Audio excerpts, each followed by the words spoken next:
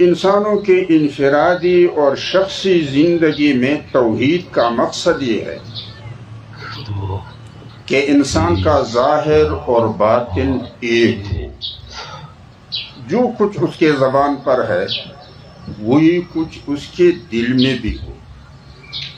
اور جو کچھ وہ کہتا ہے